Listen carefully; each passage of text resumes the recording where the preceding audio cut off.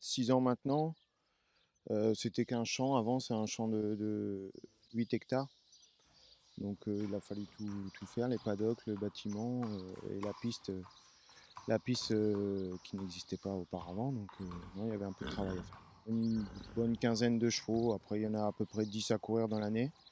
Et après, il y a entre les poulains et des chevaux à réessayer et tout ça. Donc, allez, on tourne à 18, 20. J'ai toujours aimé ça, hein. Après, mes parents n'ont jamais fait d'entraînement. C'était vraiment l'étalonnage et puis la piscine.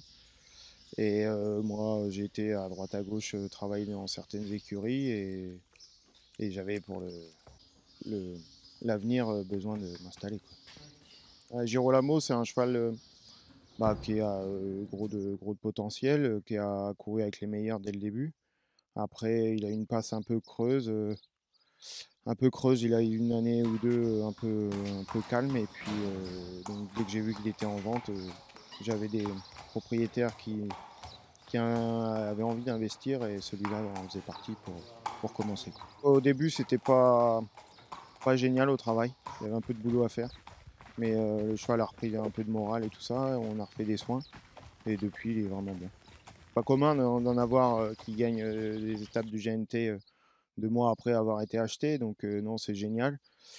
Pour tout le monde, pour les propriétaires, pour moi, non, non, c'est une belle histoire et ça devrait continuer. Et continuer le GNT après Reims parce que c'était un bel engagement, il partait en tête, mais je m'étais retrouvé né au vent et il n'aime pas trop ça. Il s'était mis à tirer, donc bon, après Clean Game était venu m'attaquer et j'ai pas pu.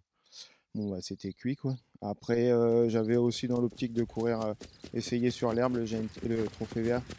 Et il s'en est vraiment bien tiré. Dès le début, à l'Andivisio, il était troisième.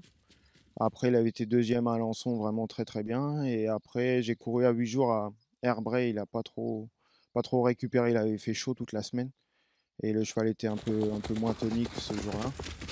Et maintenant, il a repris un peu de fraîcheur. On avait 3 bonnes semaines sa dernière course. Donc, il a repris de la fraîcheur.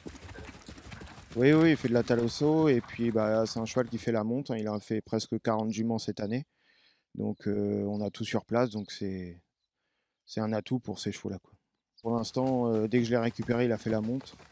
Donc après, on verra cet hiver, mais c'est un cheval qui a vraiment un bon tempérament, qui est sympa à s'occuper au jour le jour. Donc ça va pas jouer sur ses performances. Faut faire attention, ouais, un peu les pieds. Après, j'avais voulu leur déférer la première fois sur l'herbe. J'avais pas trouvé d'amélioration. Là maintenant, il court avec des petits alus et le cheval est beaucoup mieux comme ça. Il est plus compétitif, quoi. C'est un bel engagement, c'est à l'Autostar. C'est un cheval à 2 vitesses.